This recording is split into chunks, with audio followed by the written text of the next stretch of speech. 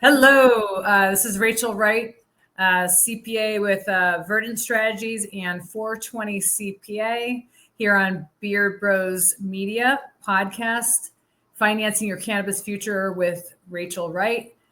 Thanks, first of all, to the whole Beard Bros team, amazing team that's growing.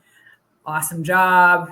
You know, we've got Bill, Jeff, Brian Holler, we've got Chelsea Mulligan, we've got Braden backstage making sure that if we need any edits, it's done, you know? So The true hero. he's a true hero. Yep. And today I'm here with John Shute of Puff Creative. John, welcome. Thanks for being here. Thanks for having me. Honored to be here. Yeah.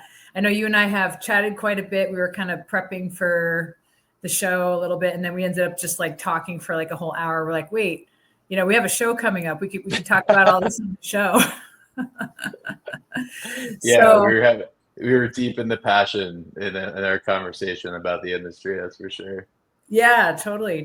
So first, just want to say, hey, welcome, and tell us about Puff Creative just a bit, and then we'll dive into more background. Yeah, so Pup Creative, we just celebrated our 8-year anniversary, which is like 800 years in the cannabis industry. So super proud of that. We're full service creative and digital agency, basically. So we do logo design, brand identities, packaging, custom websites, e-commerce, SEO, social media, customer retention, PR, photo, video, pretty full service.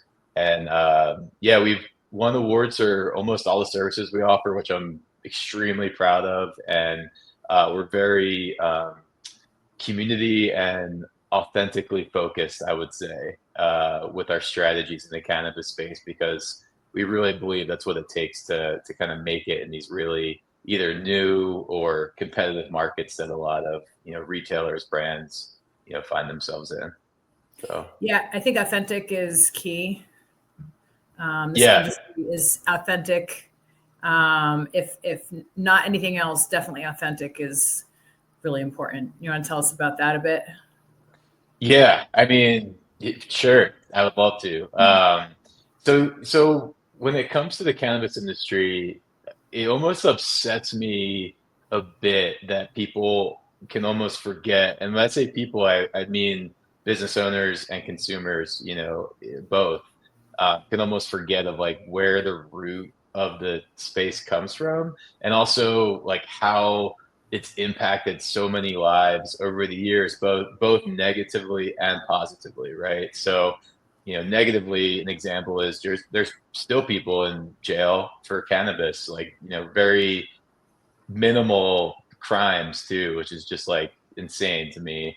While you have one group of people making a bunch of money off of it, and another group of people whose lives have been ruined because of it.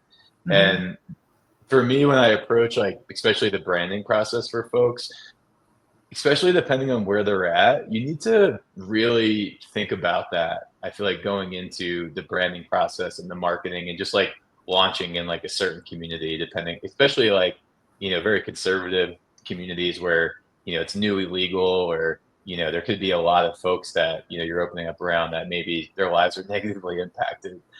So that's just one kind of respect I like to give to the process that I feel like isn't talked about much when people are kind of going through the motions of like creating a brand and telling a story. The other side is just like the passion behind the actual cannabis plant and the industry. I mean, it's been around forever. People have used it in ceremonies years ago to to help with mental health, with pain, and now there's all this research about how these things, it really helps people. So to me, I feel everyone has a different relationship with the plant and has a different story behind like why they got in the industry or why they started consuming. And the projects that I have the most fun working on, and the projects that I actually see as like succeed the most, are the ones that infuse those elements into the brand and the journey that they're creating for their customer, because that authentic connection really is what I think in the long term is what is going to make someone successful. Like it's Sure. easy, just, it's easy to potentially, it's really hard to actually be first to market in like a new state. I've tried it myself. It's so hard. Mhm. Still Yeah. struggling. And, say you open and you're first to market in a, an area, and, you're doing great and you're on top of the world. And then all of a sudden, two more dispensaries open up, three more open up, five more open up, six more open up. That's when you start to see people who have really good branding and marketing plus a good story. That's the ones who start to capture that market and develop those authentic relationships. And I can get into each marketing channel and why it's so important, but Yeah. that it takes one moment to capture someone's attention and get them to convert, be a customer, make a purchase. The other side of it is getting them to come back for Hmm. more, right? Right. So the more authentic they feel and comfortable they feel and almost purposeful, this kind of like marketing or consuming cannabis for a purpose, it really, they'll be hooked. They're not going to think about going to the guy down the street who opened up, who was the first to market or maybe just opened up. They're like, no, like I've shopped with these guys, like they're real people who I resonate with, and they run a really good marketing campaign. But Basically. so Yeah. it's all these different pieces of puzzle go together. But unfortunately, what we see a lot is, you know, certain people only have enough resources to focus on one of those areas, or maybe someone has a really good story, but they just Hmm. didn't raise enough money, right? They can't execute that marketing as good as that guy down the street. So it's just kind of like, constant ebb and flow. I feel like in this industry of like learning lessons and budgeting properly and dialing in your operation. And Hmm. it's cool because there's all these new innovative tech processes, data to help us learn these lessons and execute on them the right way. So Yeah. there's hope, depending, if you're behind in one thing, like there's an opportunity to get ahead now with the resources that are available. But Yeah. So I want to also kind of go back to what I was hearing is like the feel. sorry, I just, we No, no, got no. so I love deep. it. I love it because you gave me so many things that we can talk about here. I'm like, I could go on 10 different tangents with what you just Yeah, said. sorry about that. No, Yeah. no, it's all good. It's all good. But like the feel, because I feel that when I go in some of my clients' stores, like every single one of them has a different feel. So for example, Yeah. like one of my clients in New York City, I walk in and they're fostering artists, and also like the artistry in LA kind of does the same thing. Yeah. And it's like everyone has a different feel. I walk into another one and I feel like I just walked into a mob scene, or so it's they have like a speakeasy kind of feel vibe. And Yeah. I love honestly the different experiences. It kind of feels like you're going to Disneyland and you're going on different rides, right? Like Totally. one day you're at Pirates of the Caribbean, the other day you're, I don't know, I haven't been to Disneyland in a while. So, but like, so like, I love the different feels of dispensaries. And I think, especially if people are opening more than one store, having that feel carry throughout all the stores. And Yeah. that can be an attraction to people, so.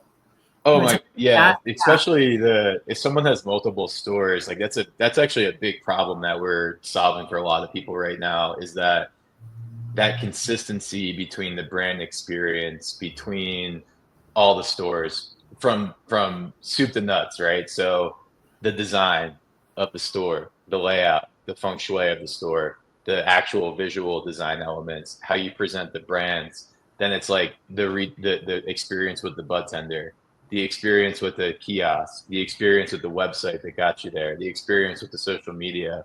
Mhm. When you create that cohesive brand experience, you're gonna get way more consistent transactions and loyalty, but you're also like what we see on the back end is you can get more consistent data and learn way more consistent lessons from it, right? So if you have this all Mhm. dialed in, there's alignment between your stores, there's alignment between the digital experience, you're using the right tech stack that you understand, your marketing team understands.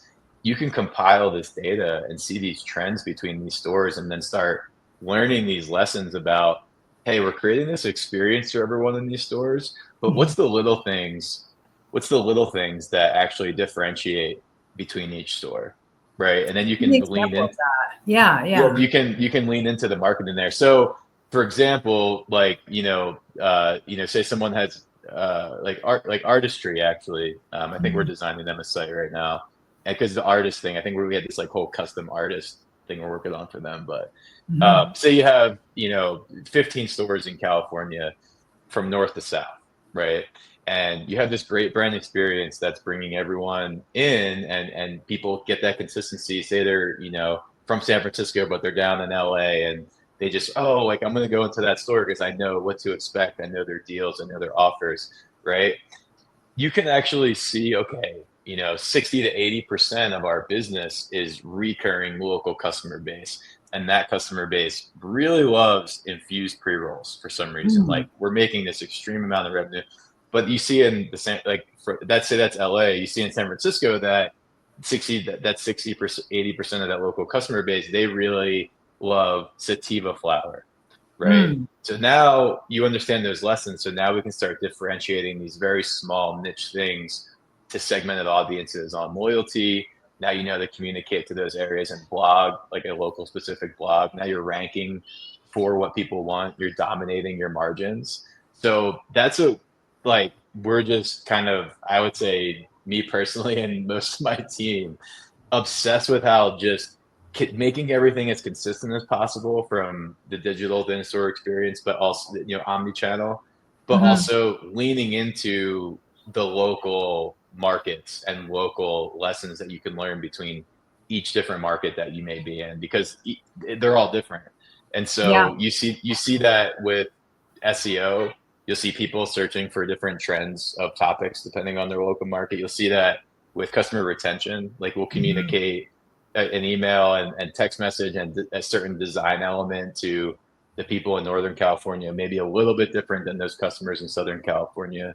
And so that's what I just love about it, is like you can really actually, I feel like, take branding and marketing to a normal level almost in cannabis. Um, there's factors like I think compliance and state Mhm. regulations and federal regulations and certain things that impact you from a branding and marketing perspective. Mhm. But you know, it's expected, and it's very similar to limitations that you'll see in the alcohol or tobacco spaces, or different Right. industries like that. So Yes, it's there's different. expected, right? Yeah. It's really growing fast, and it's a really unique plant.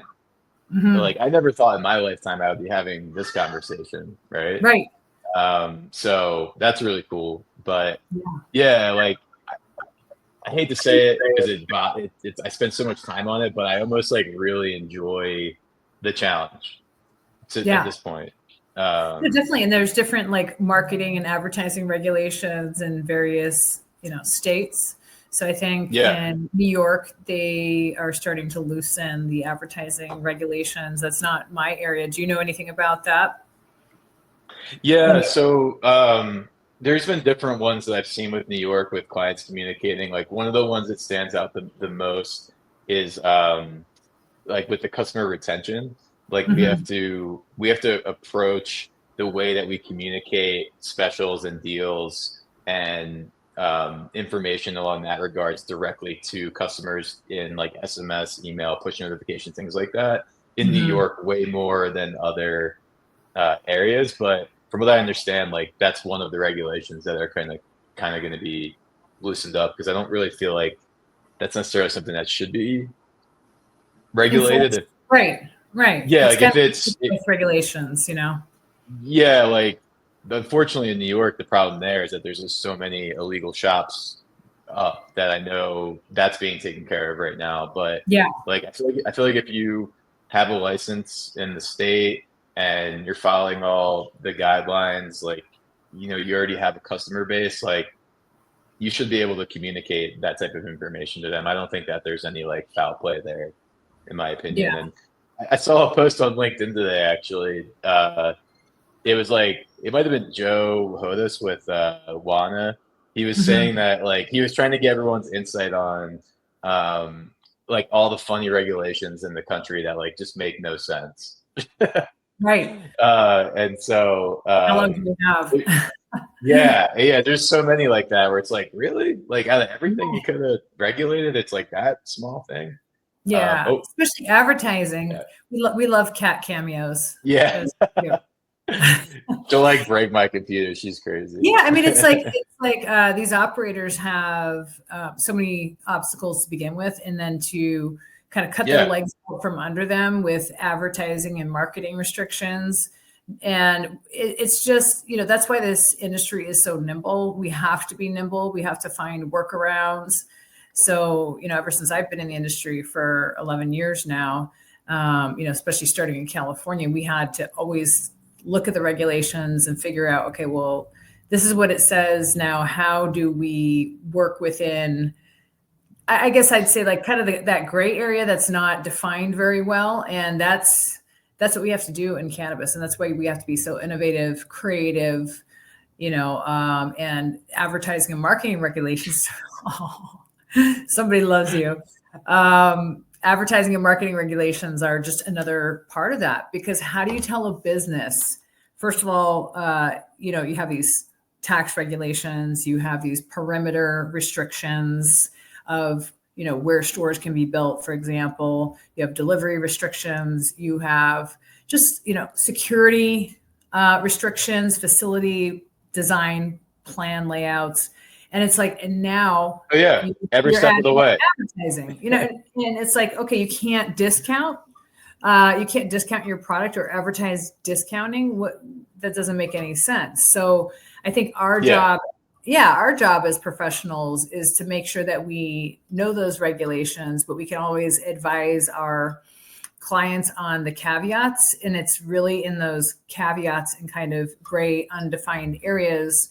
I'm not saying to do anything illegal by any means, but that's where being in the industry versus those professionals that are not necessarily in the industry, that's, I think, what makes us different, right? And yeah, I mean, you can save so much money and time by working with someone like you or us in these areas that are just so important that you need to do, but it's just additional roadblocks. And if you're paying for someone's like learning curve, that's on you, right? Totally. We take over projects from non-cannabis agencies, pretty frequently, or do rebrands from people who just like aren't in the industry, who didn't consider X, Y, and Z. But in general, I think that I try to approach my life like this, but also cannabis marketing. It's this kind of like high vibes, low expectations approach. Like you really need to have like a good attitude and be resilient and approach things with optimism and confidence in order to really navigate this industry the right way. But you need to have like very low expectations of the outcomes. And I think that goes for anyone, seed to sale, cannabis, hemp, psychedelics, there's always going to be something that happens and you need to be ready for that change. And the better you can plan ahead for it, it's really going to save you. Whether it's a lot of times it's raising capital for most people, unexpected expenses. And then there's a whole operational side to it. People just not executing their operation the right way, having to cut budgets with third-party folks like you and I for no reason. We could be doing a great job, and it's like, hey, you just 10 times your ROI. Like, what's the issue? It's like, oh, you're not managing your inventory the right way.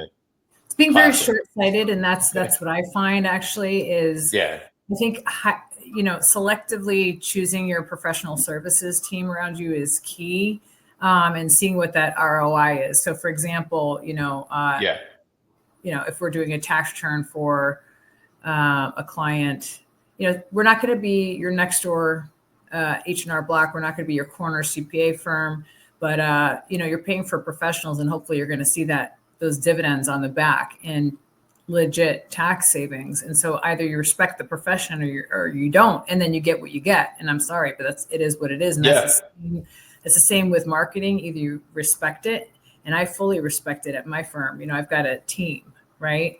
And I know that we have to invest, and we're investing because it's not this is not short term. This is a long-term vision.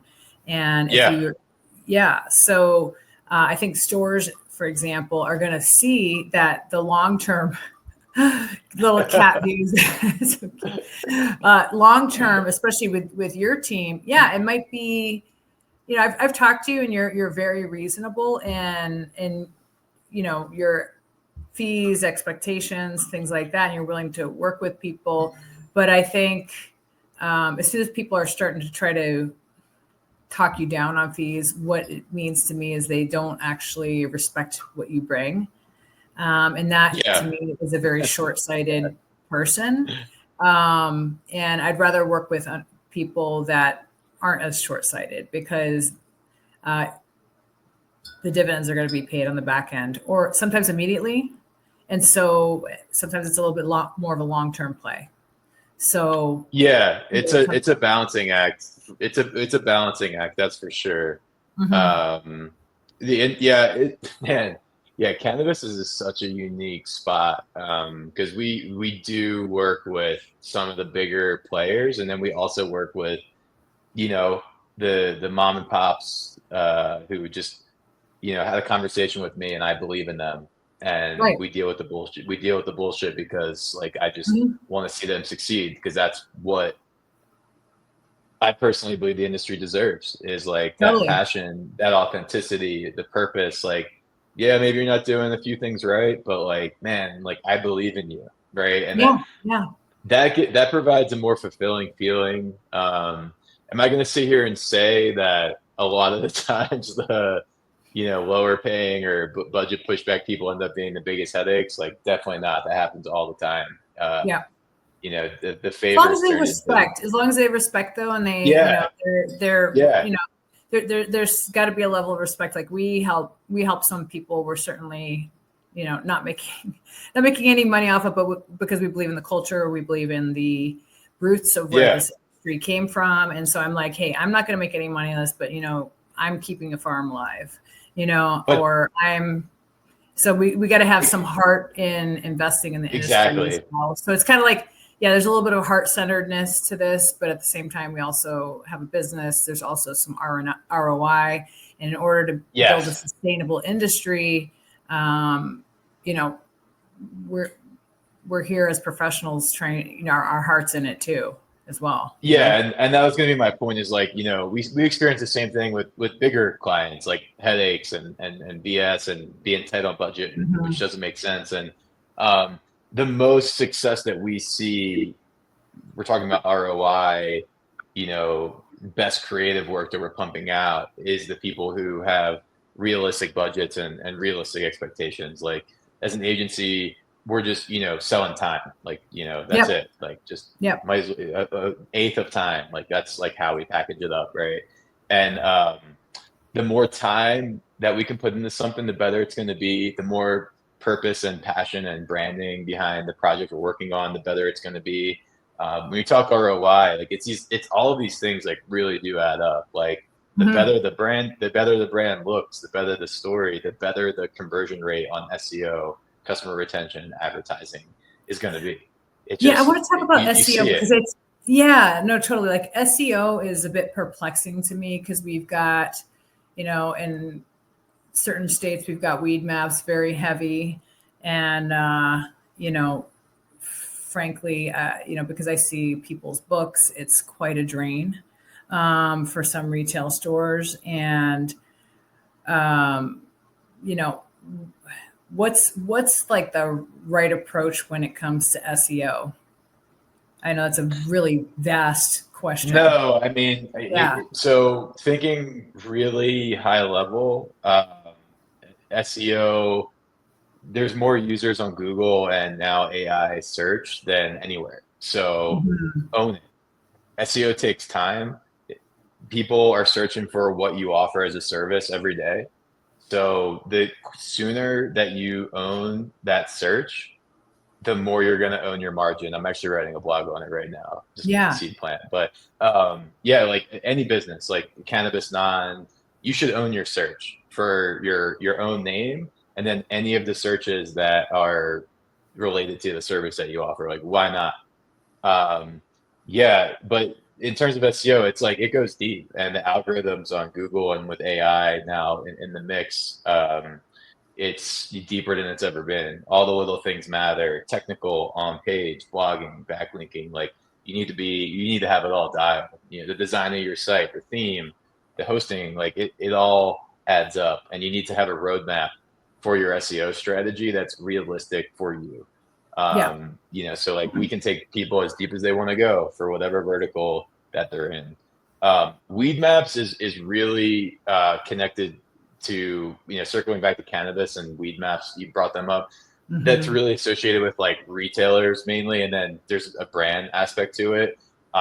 Right now, and how it's been with retailers is SEO is of the utmost importance. Like a majority of their online revenue and traffic to their site is going to be organic from ranking on search engines and within AI search. So, Yeah. I have a uh, question about that. um, Yeah. yeah, Yeah. So yeah, go like, is ahead. that I can keep in going. like high tourist areas, or like is that in more well established areas? Are people still going to be Googling, or do you find Yeah, that? Yeah, both. And it doesn't both. matter. So yeah, because it's like if you're in a high tourist area, you want to like, you know, you'll notice on dispensary near me, or you know, a certain strain that guy on the airplane that just landed is looking for, you know, Blue Hmm. Dream near me. You want to get that person, so anytime that they come back, or you're capitalizing on that sale now, but now anytime they come back, they're like, oh yeah, like that place had what I wanted, and whenever I'm there, I'm gonna go in there. But also that person down the street, right? They shopped at this other store for 5 years, you just opened, but there's a certain product or strain that like that store didn't happen. They happen to search in Google. You want to get that niche product and strain, you know, not, and that's the thing with, you can, the biggest thing is that you have an opportunity now to own your own data, own your search, own your margins, right? You can Yep. see, this is what we're talking about working on together. You can see in your Mhm. POS data, okay, I make the most money off of flower. What strains? Oh, these strains from these brands. You should be popping up in Google for those strains and those brands, because that's, own your margin. That's your biggest Yeah. margin. Make it bigger. If that's what the people want, give it to them. Rank Right. for it. So that's how we kind of approach it, and that's why it's so important. Is because you can capitalize on tourists, you capitalize on the guy down the street, you can capitalize on people from a few towns over. You know, there's so many different ways that you can win from Google search, and Hmm. there, you know, Weed Maps, Leafly, there's a few other big players out there. I don't see the value of it. Hmm. I think there's certain markets where, uh, you know, having a free Weed Maps or Leafly profile, so you pop up on their map and have a backlink from them, that's worth Hmm. it. If my clients come to me and they're like, hey, they're pitching me on this, blah blah blah, I'm like, show me the data that says that they have X amount of traffic in your area to justify that spend with them, and how are they Right. going to track that? How are they going to track that revenue? Because they try to get people to use their e-commerce so they Hmm. can capture that data, so they pop up on that search. But no, you can pop up on that search. It's your business. Why let them get that customer to transact on their site when that transaction can happen on your site, and you Yeah. can Owning own your that data data. is key. You Yeah, know, and especially your customer Google, data, right? yeah, So if you and own the Google customer loves seeing data, that stuff. yeah, if you own your customer data, then you have the means to direct market, right, to your customers. If you're paying somebody Yeah, else to collect your customer data, you're essentially paying them to shoot you in the foot. yeah. Oh, yeah. We see it all the Basically. time. Like Yeah. you can, you know, you can, like California is rampant, and I think a lot of Totally. operators there are starting to lean into owning their own like SEO. But like, yeah, like a lot of the older markets, like it was just Weed Maps in the beginning. Like that was it. Mhm. That was all that was really going on, was like Weed Maps and Leafly. There wasn't really much. There's some tech. There was some e-commerce, iframe stuff going on.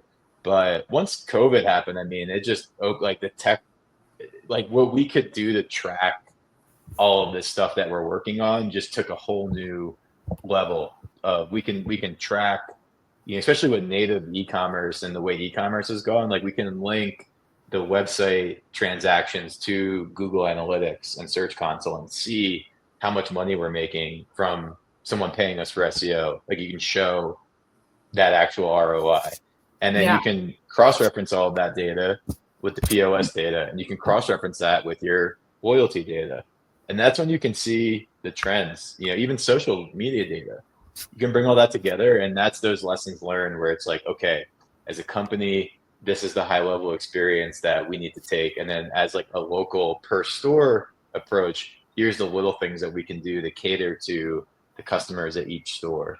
And that goes for brands too. I think cannabis brands have a little bit more to go with like technology and tracking, but there is ways, and that's like all we're working on right now is like better way to track for cannabis brands, because they can't really have e-commerce on their site. But so how do you do that? Location map technology. So seeing, plug a few people, Lit Alerts, Joint Commerce, and Hoodie Analytics.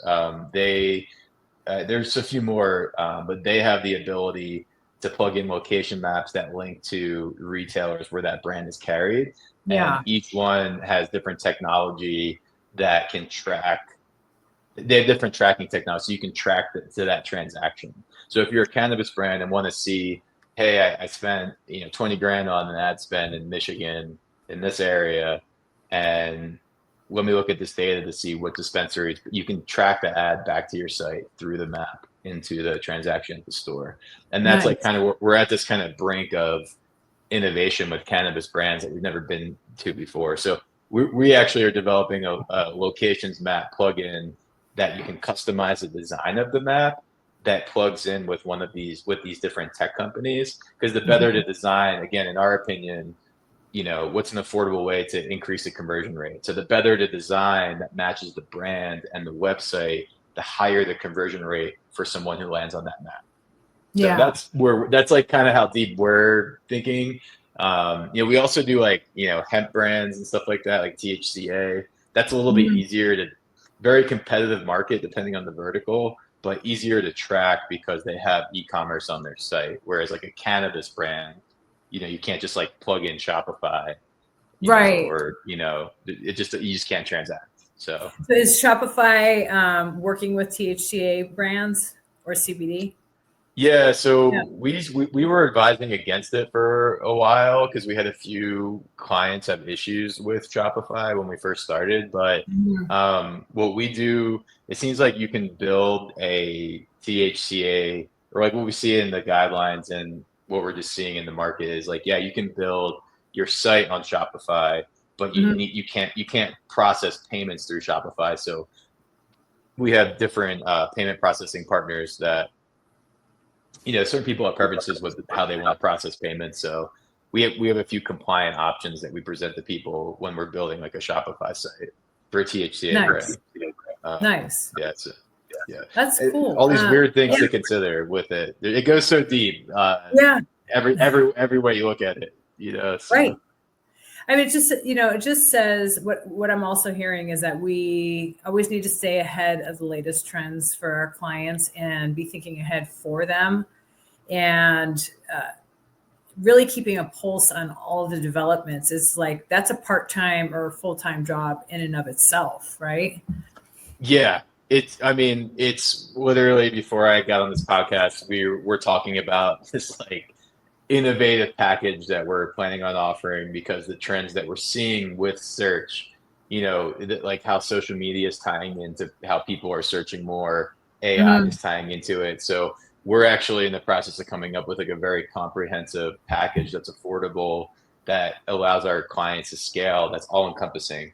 Because we do a really great job with all of our channels, and we take it really, really deep. But the trend that we're seeing is like a shift in where you can prioritize your time, like almost popping up in the search, no matter what the vertical, is becoming the more important thing to focus your time on, rather than these like, something on social media that makes you feel good that you got no ROI on, Totally. So, and that's like a big factor like in it all. But the saddest part about, not the saddest part at all, but something that frustrates us as an agency is the lack of participation of the clients, right? So it's like you're paying us for a service, and I'm showing you that 60% of the traffic to your site is because of this service, right? Right. Why is it such a struggle to get information out of you, or get approvals on stuff, or tell us what's going on? Not saying that everyone does that, but I see it a lot, and it boggles my mind, because this stuff is so important, and like, numbers are right in front of you. Yeah, we have to Hey, participate as business owners, like yeah, having yeah. the process, and at least, participating. You can own, again, you can own like, you can own your margins and see the ROI. Like, this stuff's all trackable. Like, you really need to take advantage of this stuff, because again, I always say the guy down the street, because it's true for a lot of people. Like, the guy down the street totally is taking advantage of it. Yeah, I mean, I could say the difference between, like, I kind of compare all the clients that I work with. I work with a lot of retailers, and I could tell those folks that are really engaged. And sometimes there's founders that are no longer engaged, but they have a team that's engaged. So somebody has to be engaged, and nothing is on autopilot in this industry at all, ever. No.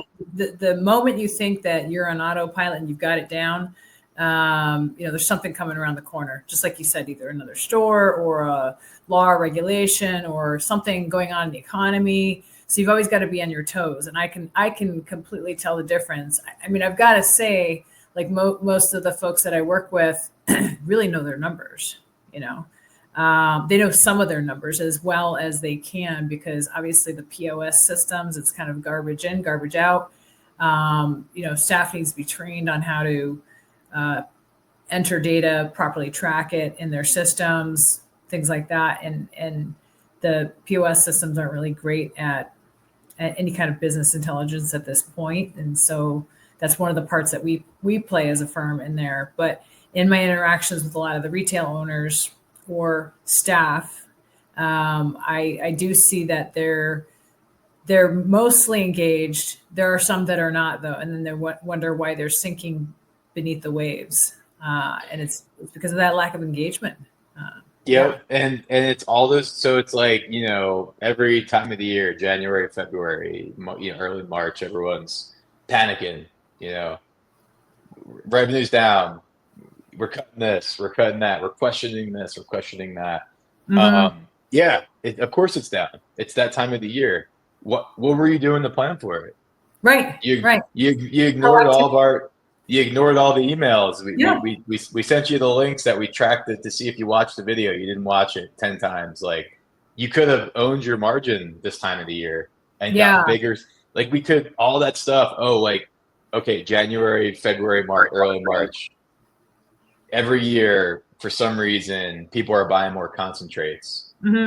Let's get them to buy more, and let's offer better deals that cater to that. Let's increase the average basket size that time of year. That's our goal.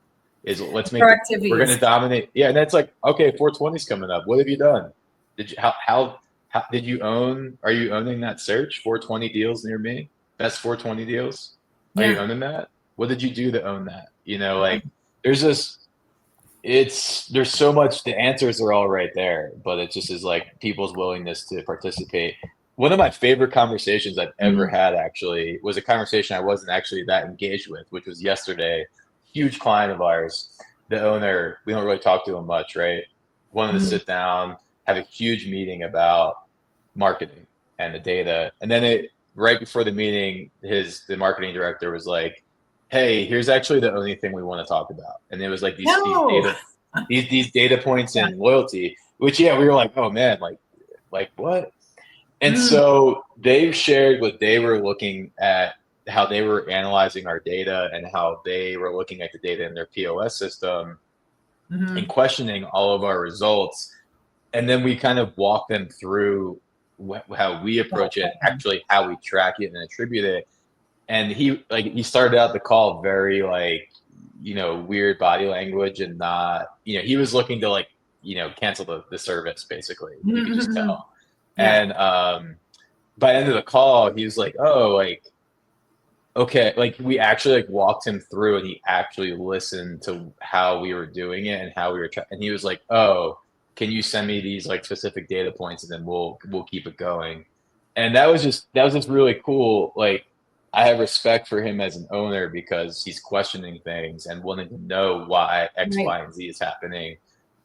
And at the same and being a little aggressive, like, yeah, dude, it's your business. You're paying us money. Like, you should question us and we should have Right. these conversations. And I just love that how we landed was like, send me those data points so we can make an informed decision. It's Well, like, and I think when wow, like people know you're that's on your game and you kind of you know what you're doing and you're yeah, on it, but it takes two. It really takes two, and yeah, it I relate does. that to like like the kind of tax planning or financial planning, things like that. It's like, okay, we need to meet on this like every month. Not just, I mean, not necessarily tax planning, but like your whole financial operations. If you're not meeting with us on that like every month, you're going to be behind, because we don't make decisions based on all past, past results a year ago or 6 months ago. That data is already stale. So we need to be on top of it and Yeah. projecting the future and making proactive, thoughtful decisions. But we also have to be engaged. We have to be engaged with you. And I can't tell you the same thing, like how often a lot of my team reaches out and it's like crickets on the other side. But it's really important when it comes around to say tax time, or you've got an investor that wants to come in and you don't have the answers for them. Knowing your data and making informed decisions, just being on top of it is like key. We shouldn't be reactive. We should always be proactive. But we're going to wrap up here. Are there any last? Well, I want to talk really quickly before we wrap up about I'll see you in Berlin. But before I talk Yeah. about that, anything else that we kind of left out? Anything to summarize it? Oh man, I mean, we left out a Yeah. bunch, but I feel like we covered some solid ground here. Yeah. I would say to anyone who's a business owner in the cannabis industry, you got this. Be resilient. Own your margins. Understand your data. Understand who your demographic is, who you're selling to. On the consumer side, know who you're buying from. Know the quality of the cannabis that you're buying. Know the people who are behind it selling it to you.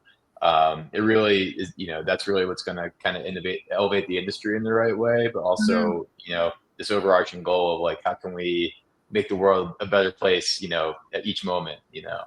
Um, but yeah, we're going to be in Berlin, and to that notion, like, we're trying to kind of spread that perspective and this approach, like from a authentic perspective to a data-driven perspective to a community perspective on a global level. So I'm real excited to be in Berlin and network with people I talk to all the time who I haven't met, like you, and then We'll see each some other in other. Berlin, not in the US for the first time. Isn't that funny Yeah, how that there's works? like it's like six people I'll see in Berlin. That's the case. It's so Yeah. funny. Yeah. And but yeah, excited to see everyone who I haven't met in the States, but I'm meeting across the pond in Berlin. But also, already kind of been networking with some international tech companies and other people, and just really excited to dive in head first and learn about what's going on and how we can solve problems over there. Yeah. And then, with us and our firm kind of rolling out the retail operations kind of program, you and I are going to look at some potential collab opportunities too. And so that's what I love actually also about this space is it's like one thing leads to another, and then you find somebody that you can work alongside with where, things fit in and we can actually present this to the retail clients. Yeah. I mean, You know, it's a yeah, match made in heaven. It's a match yeah, made in heaven. Like, you're pulling financial data that again is like about how can we own our margins here and increase them and set KPIs, and then we're able to implement the strategy and tactics to execute on that to yeah, actually make it come to life. So it's really totally. what people need, and it's the level that people really need to be taking it at this point, in my Yeah. opinion, just the way the industry's going. Yeah, for sure. So I think at some point you and I will chat about that as that develops a bit more. But I'm very excited to work with you on that. Same. Same. Awesome. So John, where do we find you and your company? How do we get in touch with you? Well, puffcreative.com, PUFCREATIV. It's spelled a little weird. That all contact forms I think lead to me at some point. We're on, all the social platforms too. And I'm on LinkedIn. Feel free for anyone, reach out anytime. Um, yeah, hit us up. Like we're working hard and we got a lot of really cool stuff going on. And uh, we are launching our new site and new services and all that stuff, I think in Q2. So Mhm. really excited about that. So check that out. And yeah, we have some really cool events coming up over the summer and for MJ BizCon again that we're gonna be sharing soon too. So keep an eye Nice. out. Nice. Awesome. Thank you so much, John. Yeah, my pleasure. Okay, we'll talk soon.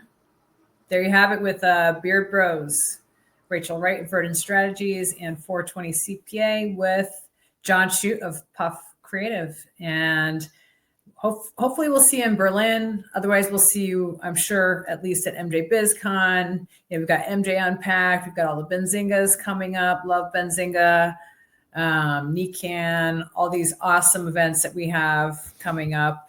I know you guys do the route with all these different conventions and trade shows. Try to make them all. There's so many. It's insane. So now. many, but yeah, we can't be everywhere at once. So we gotta make our choices. But at least I'll see you in Berlin coming up. Thanks so much. Bye, John. Yeah. Peace.